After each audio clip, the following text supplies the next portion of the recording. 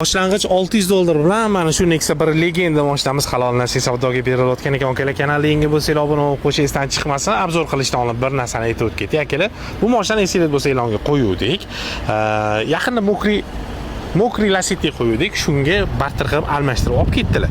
Bu mashinani o'zimizga yana qaytib tashlab ketdik. O'shaning uchun yana qaytadan boshqatdan e'longa qo'yamiz akalar. Sizlar noto'g'ri tushunmasligingiz uchun. Keyin obzor qilib beramiz. Yil 2007 ikkita dona krilosida kraskasi bor, suvelari but-butun, mashina nok holatda akalar. Terapas LED faralar, balon holatlari ham juda ham yaxshi. Salon qismiga kiradigan bo'lsa akalar,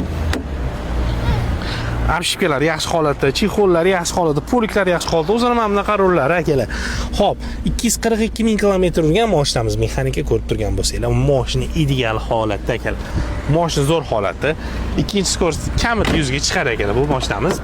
Orqalarini ham bitta ko'rsatib ketamiz. Mana orqalari ham zo'r bo'lib turibdi. Xudo xolasa, yaxshi pioner ko'ylab qo'yilgan. Xullas, mashina zo'r. To'g'risi aytaman, mashina to'laqonli benzin yuradi. Umuman gaz qo'yilmagan. Faqat Toshkent shahar, Toshkent viloyatiga beraman deb turibdilar. Nima deysizlar aka? Holati zo'r-ku. Вообще, kuzovlari ham bir tekisda bo'lib turibdi. Hech qanaqa ortiqcha zazor degan narsani o'zi yo'q. Kelib haydab ko'ring, inshaalloh yoqsa baraka qilsangiz bo'ladi. Boshiga $600 berasiz, qolganini egalariga telefon qilib batafsil ma'lumot olsangiz bo'ladi akalar. Xullas, egalar nomerni qoldirdim, aloqaga chiqinglar. Mana shunaqa zo'r Nexia 1 qidirgan o'rtog'inglarga bu videoni jo'natib qo'yishingizdan chiqmasa akalar, joninglar sog' bo'lsin. O'zingizlar ehtiyot qilasizlar.